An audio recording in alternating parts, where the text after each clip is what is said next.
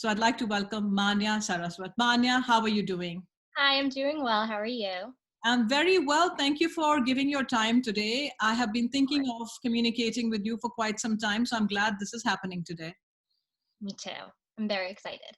So to give people a little quick background, you were Miss New Jersey 2019, and you are barely 22 years old right now, and that was your second time that you tried Miss New Jersey. I competed for the first time when I was 19 for the 2018 title. Never did a pageant before, but I thought, why not go and try it? I tried it. I became first runner-up on my first time out of 120 girls.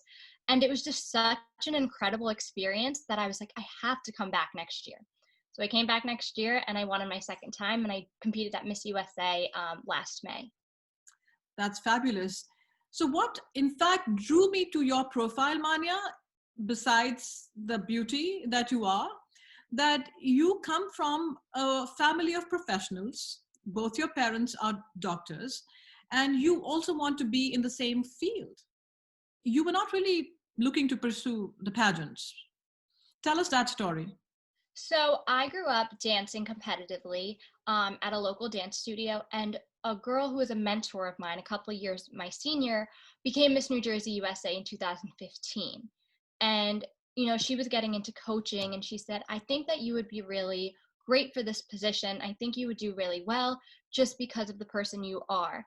And I've never done a pageant before. You have that stigma of it just being a beauty queen, no brains, no actual impact. Um, but seeing her be Miss New Jersey and have an impact on her community and actually be able to make a difference, I was like, okay, I'm going to try it.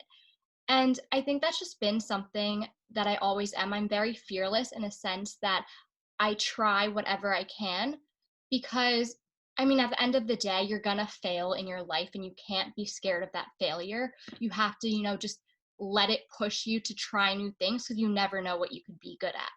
And for me, that happened to be pageantry. So I tried the first time, like I said, and I didn't win, but it was such a great experience that I came back. And thank God I did, because I wouldn't be where I am today if I didn't. But you came really close. I did. I really was so shocked. And I think with pageantry, a lot of it, just everything that you have inside just comes out in the moment, because it really is about who you are as a person rather than just how you look. That is so true. But when you went on that path, did you ever feel underconfident or less ready, or did you ever question whether you were going to be good enough or not? I think that's a little inevitable, because everyone has that sense of self-doubt, in the back of their mind, just a little bit. But for me, especially even going into Miss USA, I think that because I prepared so much, I needed to remember that I was on that stage for a reason, and I needed to be confident within myself. Being in this industry, everyone is gorgeous, and it can get really hard not to compare yourselves to others. But I think that you really have to remember who you are as a person without just the outside, but what's actually on the inside, and that's going to move you forward. I can't emphasize that enough. You are like literally taking the words from my mouth, because this is my constant mantra to my students: be you. Definitely. We are not going to be copycats. We're going to be our own true selves. Definitely. Even in pageantry, one advice that I gave everybody when I was at my orientation with all of my successors, I said, they're not looking for another me. Just as in the year that I won, they weren't looking for who was my previous. They're looking for a new individual who can represent the state to their best, to how they want to do it. As your own person, how you're going to represent it.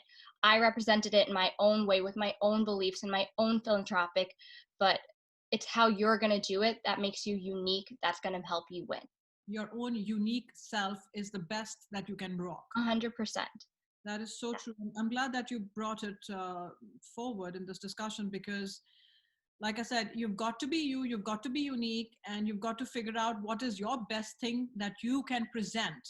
I also think that it was somewhat of a risk that you know that you are nice looking, but you are pursuing academics. Mm-hmm. So did you consider that as, okay, is it worth my time, or why should I waste my time doing something which I'm not going to pursue probably? It was definitely a little bit out of my comfort zone. Never did something like this. I've always been very academically inclined. I went to Bucknell on a the highest merit scholarship they gave. I've done research. I've, always wanted to become a doctor. So this was definitely all my friends and family were like, what are you doing? Like, where did this come from? So I think in a sense that it did force me to, do different things that I've never done before, like walk in 6-inch heels. But at the end of the day, I really like what this pageant stands for. And I think that's why I was so inclined to it. Because nowadays it's not just, being beautiful, but it's actually more than that. It's being a title holder is not about being a model or having a good walk, but it's about being a spokesperson for your program, for your state, for your beliefs, and it's about you. It's who you are and how you like to represent that. Right. How would you encourage people to be articulate when that question is asked? I feel a lot changes at that last moment. Mm-hmm. Last five standing on the stage or last three standing on the stage are all gorgeous and stunning. So Mm-hmm. I feel a lot depends on that last key question that is asked. What Definitely. happens? Do you feel butterflies in your stomach at that point, or? Oh my gosh, of course. I mean, you're there, all the lights are shining, there's not that many girls left, and the whole audience is watching you. And it's timed, so of course there's that pressure as well. But I think that at that moment, right then and there, it shows what these pageants are actually about now. Because my whole job as Miss New Jersey USA was to be able to go to different events, represent my program as the Miss Universe organization, and be able to effectively communicate with different types of people from different various backgrounds, different interests that they have, young people, old people, little kids. And I had to be able to communicate with them all. And I think that's what pageantry is. So that's why the final question is so important, because it's being able to articulate your own values to all the audience, to all these people, to the judges. And in that moment, your actual beliefs come out, and you're not just your walk, you're not just your, who you look like on the outside. It's really about, again, what you are on the inside. They train you, they groom you for the pageant. Do they also train you or coach you in communication? Yes, I had extensive interview prep, where I would work with a communications expert on how to articulate myself just for the interview, but also for just everyday life, how to represent New Jersey to the best of my ability. And again, like, I think that your interview and your onstage question makes you or breaks you, because at the end of the day, your job is to be a spokesperson. Right, right. And being a spokesperson sometimes is much greater responsibility than just representing yourself. Here, you're representing an organization. 100%. And you brought up another very good point, is that it's also about making connections. Mm-hmm. The girls that you are with, the team that is grooming you, that's supporting you, the vendors, the sponsors, whoever it may be, it's all about making that connection. Definitely. And also, interestingly, the fact that I'd like to insert here is that you wish to pursue medicine now going forward, as you've always wanted to. Mm-hmm. So I believe, and you can correct me if I'm wrong, that no matter what your profession might be, you need to know how to communicate, and you need to know how to connect with people. Especially going into medicine, bedside manner is a huge part of being a doctor, and being able to communicate their diagnosis and, really explain it without all medical jargon. And I think communication and what I've learned through pageantry is going to help me extensively in my profession. In any profession, I talked to so many girls who I competed with at Miss USA who are doing so many different things, but they all come back to that this pageant has trained them to be able to effectively communicate in their jobs and graduate interviews, and so much that you would not expect.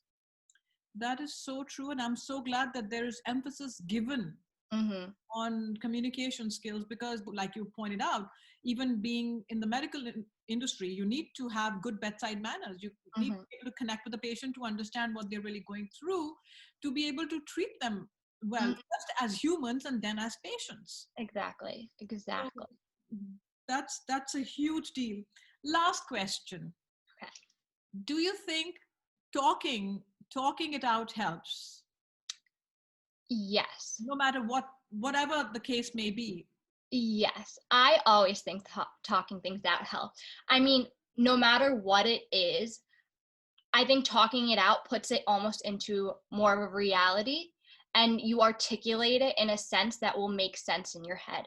Because I think all the time that we talk about things in our minds, it can get a little fumbled up together, but when you say things out loud, it actually really organizes them in your head.